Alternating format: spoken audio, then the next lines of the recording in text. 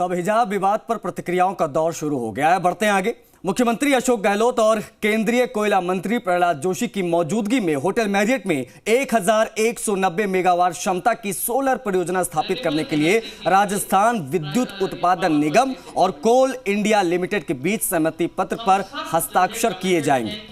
राज्य सरकार द्वारा थर्मल पावर प्लांटों में कोयले के बचत और प्रदूषण में कमी करने के लिए और सौर ऊर्जा को बढ़ावा देने हेतु राज्य के सरकारी उपक्रम राजस्थान राज्य विद्युत उत्पादन निगम को 2000 मेगावाट सोलर पार्क को विकसित करने का जिम्मा दिया गया है।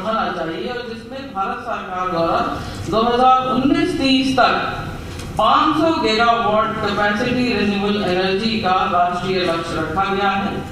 और इसी क्रम में जो विद्युत मंत्रालय भारत सरकार है, उन्होंने एक स्कीम बनाई है जिसका नाम है flexibility generation through bunding with renewable energy. उसके तहत उत्पादन निगम को 894 मेगावाट बिजली की आपूर्ति अक्षय ऊर्जा के स्रोतों से कैसे की जाए, उसका लक्ष्य निश्चित किया गया है। और इस क्रम में राज्य सरकार द्वारा 810 मेगावाट परियोजना की स्थापना के लिए उत्पादन निगम को स्वीकृति प्रदान कर दी गई है। राजस्थान राज्य में सौर ऊर्जा का 142 गीगावाट तथा पवन ऊर्जा की 127 गीगावाट कैपेसिटी का पोटेंशियल है, इसकी संभावनाएं हैं। और राज्य में 19,541 मेगावाट अक्षय ऊर्जा की क्षमता की इकाइयां स्थापित की जा चुकी हैं तथा 24,500 मेगावाट कैपेसिटी की परियोजनाएं निर्माणाधीन है, जो अपने आप में बहुत बड़ी उपलब्धि है। राज्य में 14,825 मेगावाट कैपेसिटी की सौर ऊर्जा परियोजनाओं की स्थापना करते हुए राजस्थान ने प्रथम स्थान प्राप्त किया है। वर्तमान में राजस्थान विद्युत उत्पादन निगम बीकानेर जिले में पूगल तहसील में 2000 मेगावाट कैपेसिटी का सोलर पार्क जो है डेवलप किया जा रहा है।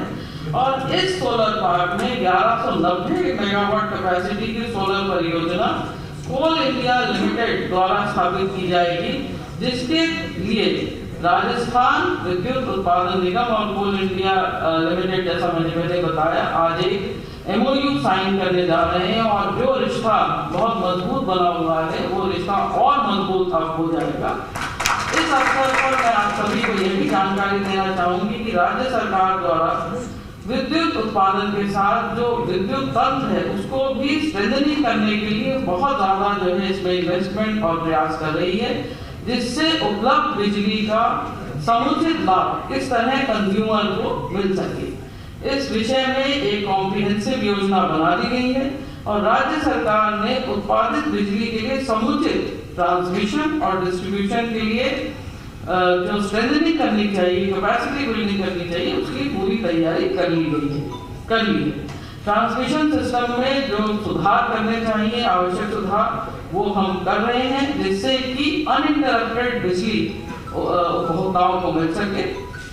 एक बार मैं पुनः पधारे हुए अतिथियों का स्वागत करते हुए आभार व्यक्त करना चाहूंगी कि आप सभी इस समारोह में आए और आप हमारे लिए एक प्रेरणा का स्रोत हैं। धन्यवाद।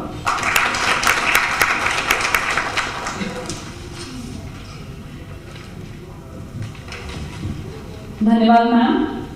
कहते हैं कि कड़ी मेहनत थकान नहीं, संतुष्टि लाती है।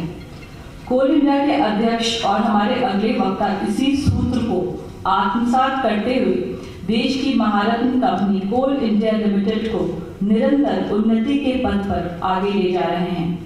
मैं आमंत्रित करना चाहूंगी श्री प्रमोद अग्रवाल को आज के कार्यक्रम की कॉन्टेक्स्ट सेटिंग के लिए।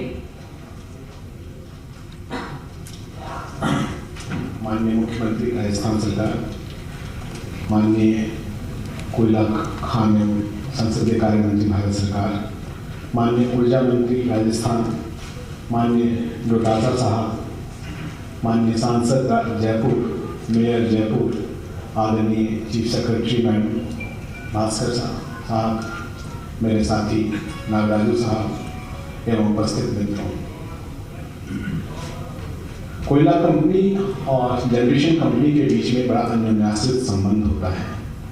हमें कोयला बेचना है और हम लगभग अपना 80 से 90% कोयला जनकोस को बेचते हैं। Rajasthan state gencos, NTPC, IPP सबको मिलाकर 80 से 90%। नॉर्मली कोशिश ये रहती है कि 75 से 80% कोयला ही हम लोग इनको बेचें, क्योंकि इसमें हम लोगों को लाभ कम होता है, बाकी कोयला में लाभ ज़्यादा होता है। लेकिन पिछले 1 साल से जितना भी कोयला उत्पादन हो रहा है उसको प्राथमिकता के आधार पर हम लोग सभी स्टेट्स और जेनकोस को दे रहे हैं। और उसी प्रकार जेनकोस हम पर डिपेंडेंट है कोयला लेने के लिए। यदि वो कोयला न ले तो हमारी खान नहीं चल सकती है, और वो कोयला मिले तो फिर प्लांट भी नहीं चलेंगे। इसलिए एक अन्योन्याश्रित संबंध है, और ये संबंध जितना मजबूत होगा उतना ही दोनों के लिए लाभदायक।